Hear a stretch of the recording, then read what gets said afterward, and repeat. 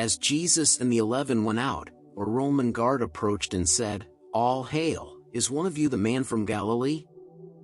And Peter said, "We all are men from Galilee, whom do you seek?" The guard replied, "I seek for Jesus, who is called the Christ." And Jesus answered, "Here am I." The guard spoke out and said, "I do not come in an official way, I bear to you a message from the governor. Jerusalem is all alive with vengeful Jews who swear that they will take your life, and Pilate would confer with you, and he would have you come to him without delay." And Jesus said to Peter and the rest, "Go to the vale, and by the Kidron wait for me, and I will go alone and see the governor." And Jesus went up with the guard, and when he reached the palace, Pilate met him at the gate and said, "Young man, I have a word to say that may be well for you. I have observed your works and words 3 years and more. And I have often stood in your defense when your own countrymen would gladly, have stoned you as a criminal. But now the priests, the scribes and Pharisees have stirred the common people to a stage of frenzied wantonness, maliciousness, and cruelty, and they intend to take your life. Because, they say, that you have sworn to tear their temple down, to change the laws that Moses gave, to exile Pharisee and priest and seat yourself upon a throne. And they allege, that you are fully in league with Rome. The streets of all Jerusalem are filled this moment with a horde of madmen all intent to shed your blood.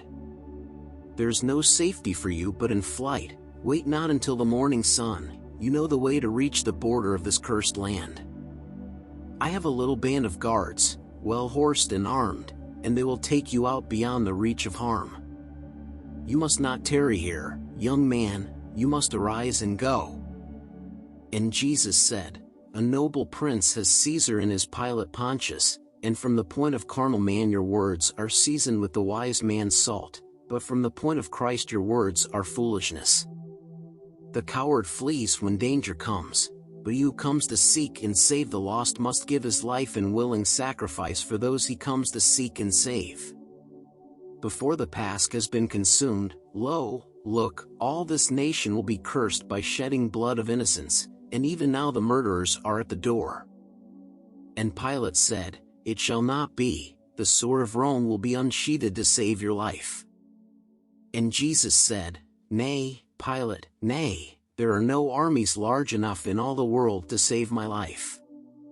And Jesus bade the governor farewell, and went his way, but Pilate sent a double guard with him lest he should fall into the hands of those who were alert to take his life. But in a moment Jesus disappeared, the guards saw him no more, and in a little while he reached the brook of Kidron where the 11 were. Now, just beyond the brook there was an orchard and a home where one, Massalian, lived, where Jesus oft had been. Massalian was his friend, and he believed that Jesus was the Christ that Jewish prophets long ago had said would come. Now, in the orchard was a sacred knoll, a holy hill. Massalian called the place Gethsemane. The night was dark, but in the orchard it was doubly dark, and Jesus bade the 8 disciples tarry by the brook, while he, with Peter, James and John, went to Gethsemane to pray. They sat beneath an olive tree, and Jesus opened up the mysteries of life to Peter, James, and John. He said, "The Spirit of eternity is one unmanifest, and this is God the Father, God the Mother, God the Son in one.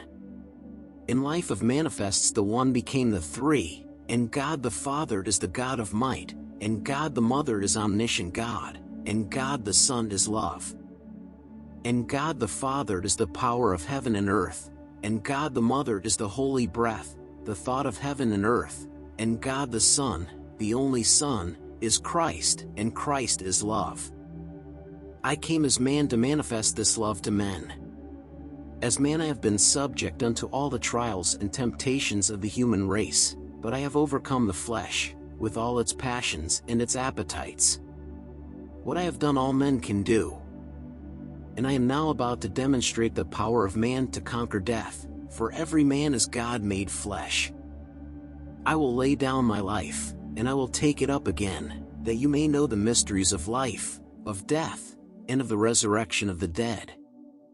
I lay me down in flesh, but I will rise in spirit form with power to manifest myself so mortal eyes can see. So in a trinity of days I will show forth the all of life, the all of death, the meaning of the resurrection of the dead. And what I do all men can do. And you, my three, who constitute the inner circle of the Church of Christ, will show to men the attributes of all the gods. And Peter shall make known the power of God, and James shall show the thought of God, and John shall demonstrate the love of God. Be not afraid of men, for you have been sent forth to do the mighty works of God the Father, God the Mother, God the Son.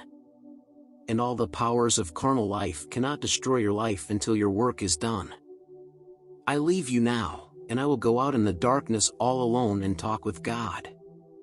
By sorrow I am overwhelmed, I leave you here to watch with me. Then Jesus went 300 cubits toward the east, and fell upon his face and prayed. He said, my God, is there a way by which I may escape the horrors of the coming hours? My human flesh shrinks back, my soul is firm, so not my will, but thine, O God, be done. In agony he prayed, the strain upon the human form was great, his veins were burst asunder, and his brow was bathed in blood.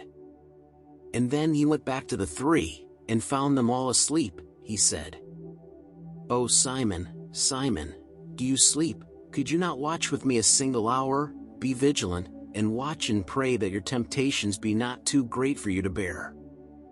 I know the spirit is alert and willing, but the flesh is weak. And then he went again and prayed, O Father, God, if I must drink this bitter cup, give me the strength of soul, for not my will, but thine be done. And then he went again to his disciples. Lo, look, he found them still asleep. He wakened them and said to James, have you been sleeping while your master has been wrestling with the greatest foe of men? Could you not watch with me a single hour? And then he went again and prayed, O God, I yield to thee, thy will be done. And then again he went back to the three, and still they slept. He said to John, with all the love you have for me, could you not watch with me a single hour? And then he said, it is enough, the hour has come, and my betrayer is at hand. Arise and let us go.